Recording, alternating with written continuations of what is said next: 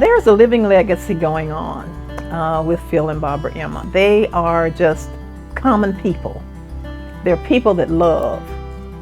Their interests and their passion are for the betterment of the community.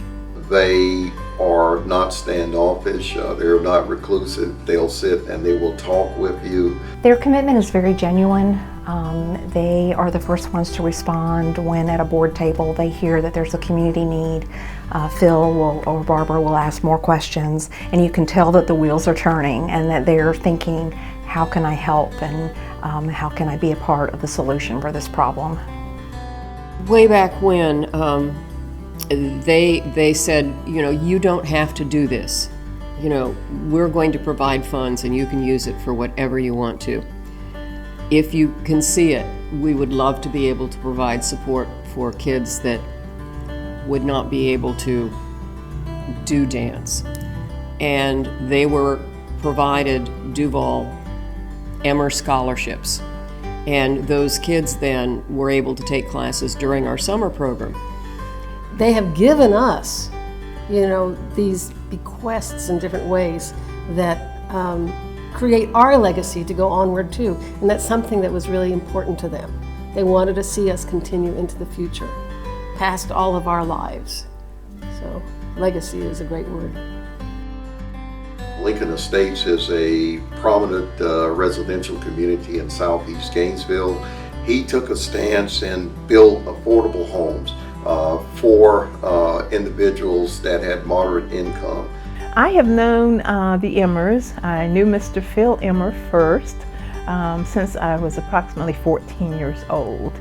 Mr. Emmer came up to this little shotgun house that we lived in. He got out of his car, he came up and sat on the edge of the porch as if he lived there, as if he was a friend. So here we have this Jewish man that we didn't know who comes into this predominantly African American neighborhood as a friend. And he sat on the porch and he talked with my mom, and we just had no idea that we were important enough to be moved out of the slums into an area that would add value to our lives. My mother got a 4-bedroom home, 4-bedroom home coming from the slums to a house that was so well put together that we didn't know it was raining outside until we saw the rain coming down or saw people with umbrellas. We didn't know it was cold outside until we saw people with coats on. There are approximately 472 homes in this area now, as he did it in phases. And you know what? Till this day, he still has that love in his heart and that the common ground. He'll come, sit to my house, just like he did on the porch that day as a teenager. Hasn't changed. Well, the Emmers have had a tremendous impact on this particular community for a number of reasons. First of all, because they've been involved and active members during their entire time that they've lived in Gainesville, and so that's very important. But Phil also had a very unique and interesting role in the development of this particular building that we're currently in.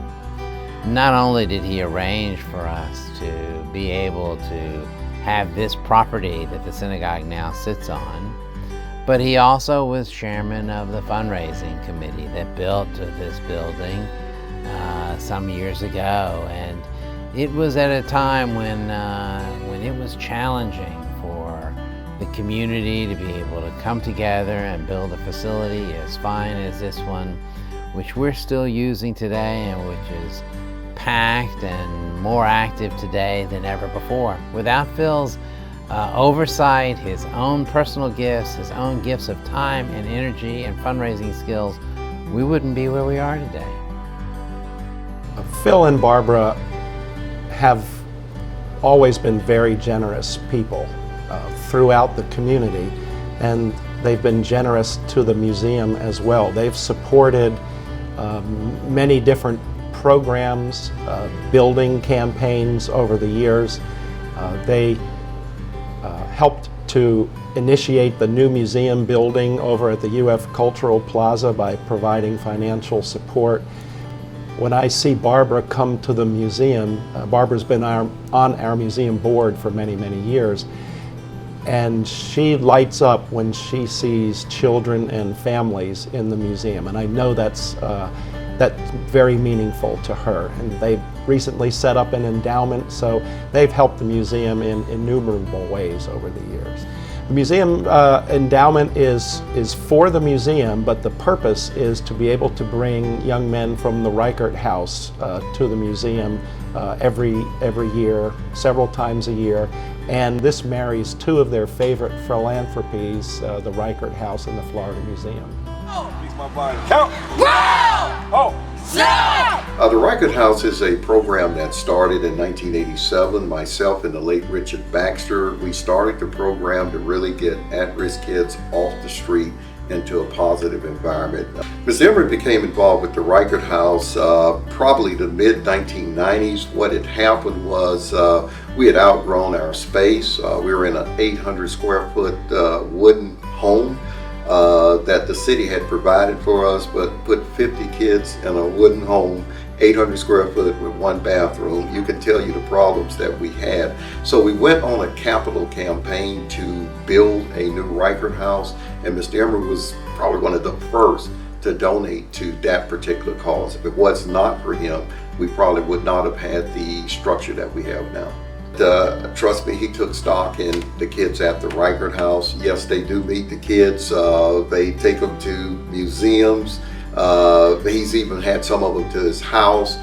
He's talked to some of them. Matter of fact, the main multi-purpose area in the building is named after Phil and Barbara Emmers. So he is a main contributor. He shows up at their programs, meet not only the kids, but the family as well. Well, I've served with Barbara through a Meridian Behavioral Center, and Barbara is very steady. She's incredibly organized. She's very dependable. She listens and she responds accordingly, and she's incredibly dependable, and she does what she says she's going to do, and she does it very effectively.